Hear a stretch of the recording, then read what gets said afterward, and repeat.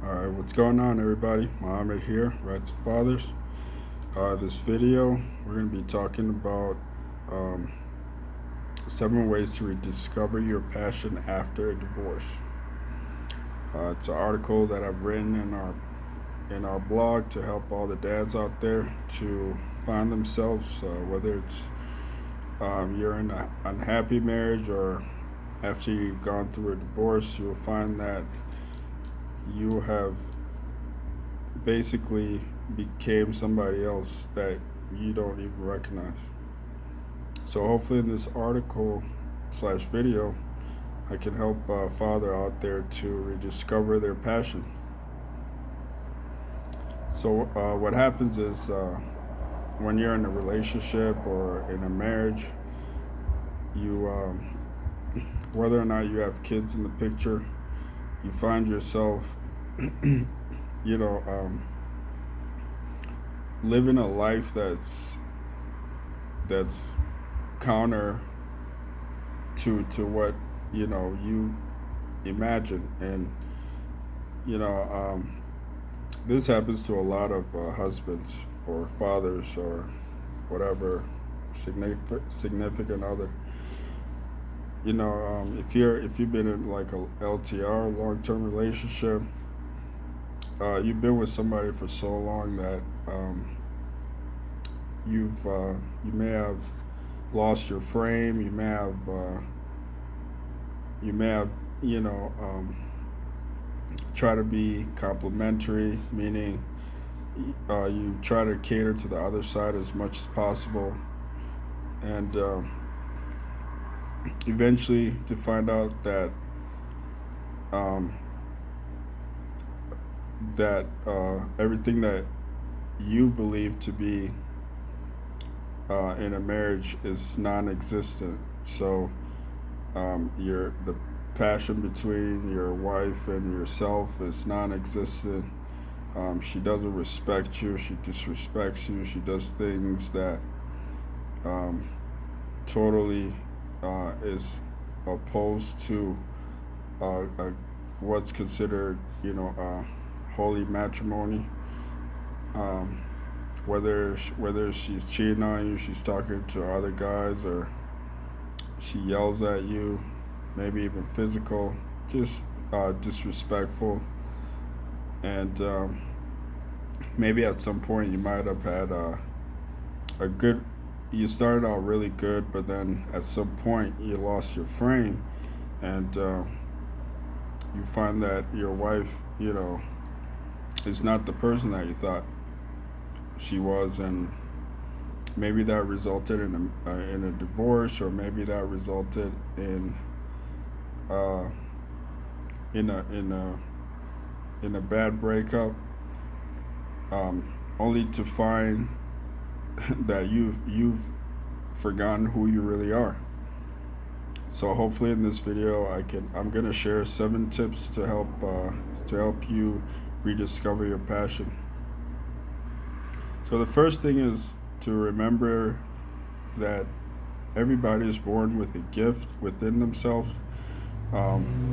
Everybody has something in them that's unique, that the world needs, but maybe you haven't discovered it, or maybe you have discovered it but you haven't done anything about it. This will be a good time to go into that. Um, if you don't know what your gifts are, um, uh, give yourself a little time to focus on that, and maybe write it down. Figure out the things that you enjoy doing, things that you would do for free, things that you're already doing in your free time. Everybody has, different gifts. Like mine is largely has to do with helping people. I get a lot of like fulfillment when I help somebody. Um, but everybody's got different gifts. Like some people is you know building things. Some people, it may be drawing. Some may be singing. Everybody is different.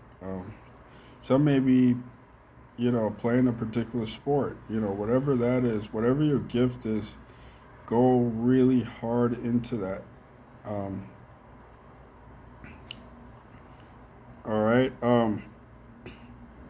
Second thing will be to give yourself a break. Um, just recognize that you're not perfect. Nobody's perfect. The worst has happened to most men. You're not the first person to get a divorce, and you're not going to be the last either. So forgive yourself. Be compassionate to yourself. Remember, you're the only person that really understands what you're going through. You're the only person that feels it, um, and you're the only person that generally should care about yourself. So you owe it to yourself to be compassionate and to forgive yourself, and give yourself a break. Give yourself all the time that you need to heal. Um, if if your breakup is nasty like mine was, I gave myself like a good year, but I think that was a little excessive. To be honest, um, a good 30 days, to feel bad. The first week would be, just you can vent with your friends and talk about it, and but don't exceed that. After that week, go internal, go within yourself, you know, do whatever you got to do, to make yourself feel better. If you have to write yourself letters, if you have to, work yourself out to fatigue, just get it all out of your system, but do not exceed 30 days. I went way overboard. If I would have known what I know now, I wouldn't have gone that far. I would have tried to get over it within a month. But everybody's different, and everybody's situation is different. There's a thin line between, giving yourself a break and then, and just just outright, being lazy, or or letting yourself get stuck in a dark place. Um, you're gonna have to pull yourself out. Nobody's gonna help you. You're gonna have to help yourself. The third thing is, don't regret and don't dwell on the past. Don't start thinking about what what you should have done, or what you should have said, or what you shouldn't have said, and what how you shouldn't have reacted. Whatever happened. Just let it go. Just let it go. Don't. It doesn't matter anyway. It's the past. So you wasting your time dwelling on it is only just gonna prolong your healing. Enjoy the little things. That there's so much more to enjoy in life, but you won't be able to enjoy it if you don't allow yourself. If you're still caught up in the past, you're not going to be able to enjoy the little things. There's so much to enjoy. Like for me, I love going outside in nature. I love creating things, like building things. I like fixing things. I enjoy fixing things. I enjoy watching like conspiracy theory stuff. I love, like alien type movies. I love, airplanes and jets and things like that. So everybody's different. Whatever it is that you enjoy, enjoy that. Allow yourself to enjoy it. Go back to it. Okay, so the fifth thing I would say is you gotta live in the present. Um, the easiest way to know if you're not living in the present is when you find yourself thinking negatively, or your emotions. It's kind of going up and down. One minute you're happy, next minute you're sad.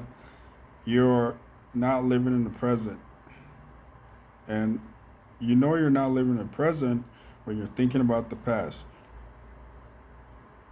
The only thing that's going to alter your emotions, whether it's good or bad, is some sort of a thought. And if you're having bad feelings, that means you're thinking about something in the past. So that should raise red flags to you automatically when you see your emotional state is starting to change. Immediately check yourself and say, what am I thinking right now? Am I living in the past, or am I living in the future, or am I in the present? If you're thinking about the past, or you're thinking about the future, oh, how am I going to pay this bill, and oh, I'm not going to be able to pay this rent, oh, I don't know what to do, you're worried about the future. If you find yourself thinking about, oh man, I can't believe she did this to me, oh, I can't believe she cheated on me, oh, I can't believe, she said all these things about me, you're living in the past. You are allowing past and future to hijack your present. You do not want that. You want to be in the present.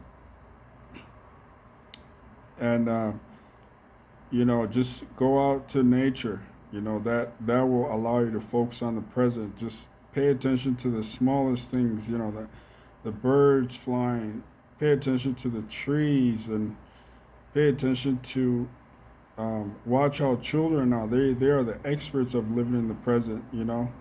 Like a child, will do something wrong, and his parents will spank him, and the child will cry, but you will notice that a few minutes later they're back, running around, laughing and having fun, because they are so good at living in the present. And animals too. Animals are always living in the present, because if they are not living in the present, they're gonna be prey. And if they're not a prey, they're predators. They're never gonna eat. If they're worried about, like, oh man, how am I gonna catch this gazelle? What am I gonna when is this deer coming? They're they're gonna be dead. Because they're not focusing on right here, right now, which is whatever it is, whether it's to hunt for their prey, thinking about what strategies they should implement, where the prey is going to be, or if they need to get water, or if they need to, you know, get away from, other predators. They need to be in the present. So all the animals are always living in the present. Okay? Okay, the sixth point is what makes your heart sing? So, like, what drives you? What motivates you? What lights the fire underneath you? You know, like for me, it's a lot of things. It's to be a better person than I was yesterday. Is to help my parents. Like my dream is to just give back to everything that my dad did to me. Like, my dad sacrificed so much for me, and you know, for me to be even in this situation talking to you on YouTube, a lot of sacrifice took place. My dad invested so much into me, and part of me, is kind of, upset with myself that it took me this long to realize, what really matters to me. And I realize now that it's I want to give my dad a really good life. Like, I want to get him a big house. I want to buy him, a car. I want to put a lot of money in his savings. I want him to just enjoy his years. And not being able to do that right now is my motivation. It's what drives me, to succeed. So I can never pay him back, but at least I can give him something, because he deserves it. And I guarantee you, everybody has a motivating factor, but you gotta first ask yourself the question before you find it. It may be, some people may be taking care of their kids. Some people, it may be that one teacher that changed your life, or that mentor, and you want to give back, or you may just want to you know, be successful to prove to yourself, that you're better than what people are claiming you are. You wanna show them that you're better than that. So everybody's got a motivating factor. You just gotta find what yours is, and I guarantee you, as soon as you figure it out, that will give you everything you need to find your passion. And to live based on your passion. There's like a famous Hebrew scholar. I can't remember his name, but he says, all human beings that are born are only existing. So when you're born and living, and your parents are taking care of you, you're going to school, you're just existing. You have no value to the world, and in this world, everything that's made is for a specific purpose. You can see the animals, they got they got some kind of purpose, whether it's ecological, whether it's them being food to a predator, or whether they're contributing to the environment in some sort of way. Maybe it's through pollution, not pollution, but maybe it's through their excrement that goes back into the soil as nitrates, so that vegetation can take place. But everything in nature has a purpose. But us humans, majority of us, well, most humans that are born all the way up to the point where they realize their purpose are just existing, meaning you have absolutely no purpose. You're basically a liability to the earth. Somebody has to invest in you. Somebody has to, give you energy for you to live. If you're a baby, the mother has to feed you, with their own energy. She has to give you her energy, whether it's through milk, through her attention, her love, care for you, all that. And then when you get older, then your father, has to, clothe you and make sure you go to the good schools, make sure you're protected. But at this point, you have absolutely no value to this world. You're just existing. Now, when you realize your purpose and you become of service to the earth, then you become valuable. When you start contributing to the world, you're helping people, you're whatever it is that your purpose is, that when you discover it, that's only the time when you start live living in passion, or purpose, I should say, rather than existence. When you become of service to this world, when you give value to the earth, that's when you're living in purpose. But in order for you to live in purpose, you got to first find your passion, because if you don't know what your passion is, you're never going to find your purpose, because it requires too much energy, for you to live in purpose. It's so much easier to exist, because then somebody is giving you energy for you to survive. But in order for you to be of service to this world, you have to live based on purpose. And to have that purpose, you need passion. Passion is like the gas that's going to drive you to your purpose.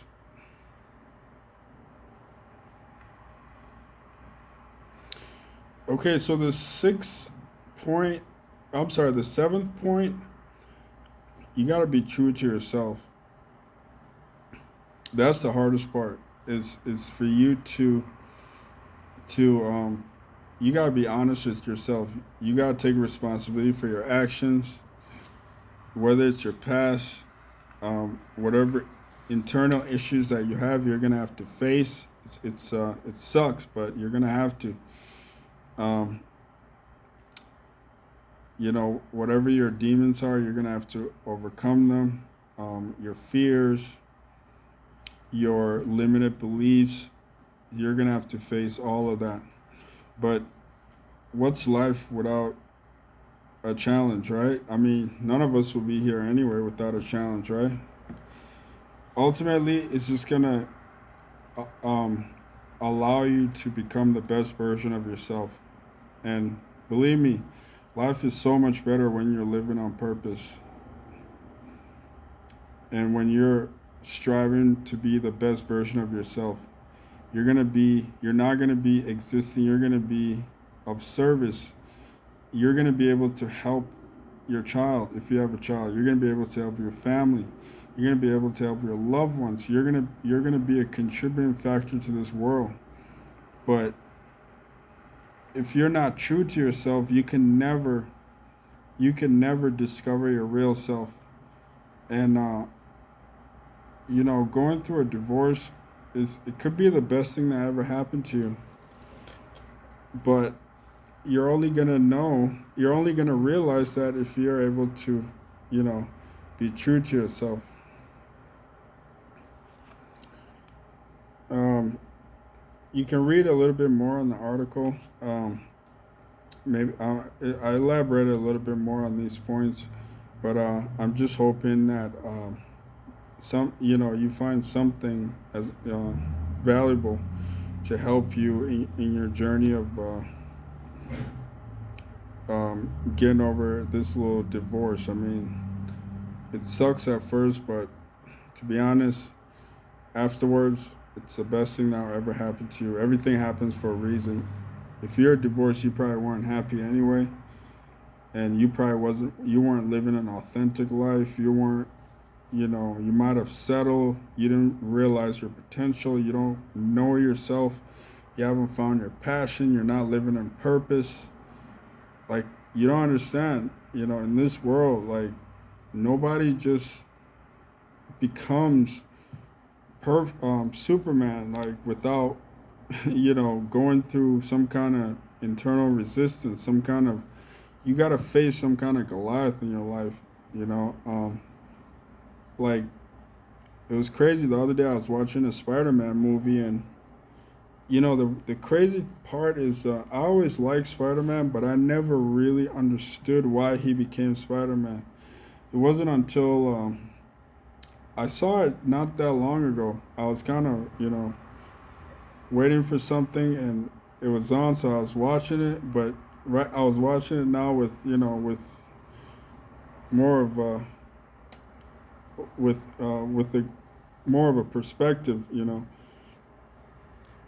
and I was like, wow, I was thinking, like, why in the world would somebody, like, even want to waste his time, like, dress up as a spider and run around trying to save people. He's getting chased by, criminals. He's getting chased by cops, like, and nobody knows who he is. And he's living this weird, a life that, it seems meaningless. Like, okay, he's not getting paid to do this. He's not, you know, he's not getting any recognition. Like, even if he was, nobody knows who he really is, right? Because he's covering his face. It wasn't until I saw it again, and he found his purpose. What happened, the way that he found his purpose was when his uncle died, or I yeah, it was his uncle or granddad. Like, it just depends. Like, the older ones, I think it's granddad, but the newer ones, they say it's his uncle. But you could tell, like, he was already somebody that was gonna be something great. It all started out, the movie starts out basically his dad dying, and his dad was some kind of, like, super genius working for a major corporation, and he discovers some kind of, like, super cure for, like, revolutionary um, treatment for, like, curing basically everything. And he was ahead of his time, and he was kind of, like, rubbing against the status quo, against, the powers that be. And I don't know if he got taken out by them or if, he just died by accident, but that led Superman to be raised by his uncle or granddad or whatever, with his Aunt May or whatever. And while so he was like that kid that always had that hanging over his head. Like he had this anger, like, man, how, he's just mad at the world, like, why did this happen to my dad? But he didn't really take action. He didn't do anything because he was still kind of like discovering his passion. He was like into science, and he was studying like all this, like, physics, physics theories, and he was doing experiments and interning at the same corporation that his dad worked in, just to kind of, go deep into his purpose. I'm sorry, into his passion. And but at that point, he hasn't discovered his purpose yet. So he was still kind of just, he was still a nobody. But at least he was a step ahead than most people, because he was actually, trying to discover his purpose, right? He was actually, being true to himself. He was digging deep into and practicing his passion. And it wasn't until his uncle, or whoever it was that raised him, granddad, that just got senselessly killed for absolutely no reason, over some completely trivial stuff. And that's when he found his purpose. But he didn't just find his purpose immediately. He had to first dig into his passion, be true to himself, like, go really internal, deep within himself, practice, and then suddenly he discovered his passion. Yeah, it was, in a cruel way. And I mean, the same argument could be made about your situation with the divorce, right? But when his granddad died, I mean, that was it, man. That was the moment for him. I mean, and he had been preparing this whole time. So he discovered his passion, and he started living based on his passion. He decided, okay, you know what? My purpose is to never let this happen to another person. That's the reason I was born. So what did he do? He created all this costume, and he's not even doing it for like publicity or money or anything. He's doing it because that's the reason he was born. And the rest is history. I mean, he became, a superhero, and kids look up to him. He's like an ancient legend. It's not, it's fictional, but at the same time, there's a lot of truth in that. You're not going to discover your purpose until you go really deep into your passion.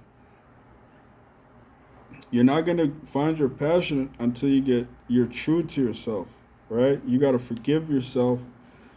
You got to accept whatever it is that happened. You got to live in the present, in the moment, and when you do all those things, you're going to find your purpose. All right, fathers, I hope this video helps. We'll talk to you soon, all right? Peace.